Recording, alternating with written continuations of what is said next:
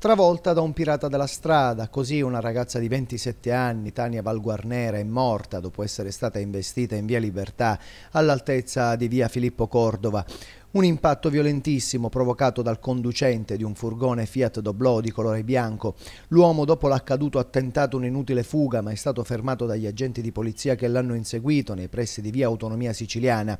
Ritenuto responsabile dell'accaduto, è stato fermato e condotto in questura, mentre il furgone è già stato posto sotto sequestro. L'incidente è avvenuto intorno alle 10 di stamattina. I suoi colleghi hanno visto tutta la drammatica scena dalle finestre. La giovane stava andando a lavorare, come spesso accadeva la domenica, al call center dell'Alicos.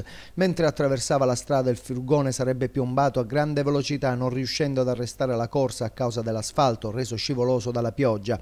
Dopo averla investita, spiegano alcuni colleghi, l'uomo si è fermato qualche metro dopo, è sceso dall'abitacolo per vedere cosa fosse successo, ma poi è risalito ed è fuggito a grande velocità. Sembrerebbe che la giovane lavoratrice si sarebbe dovuta spostare nel giro di qualche mese. Sul posto gli agenti di polizia e gli uomini dell'infortunistica della polizia municipale che hanno effettuato i rilievi di rito per ricostruire la dinamica dell'accaduto. Inutile l'intervento dell'ambulanza del 118 e il tentativo di rianimazione dei paramedici. Il corpo ormai esanime della giovane giaceva a terra coperto sotto la pioggia battente. L'uomo adesso dovrà rispondere dei reati di omicidio colposo e omissione di soccorso.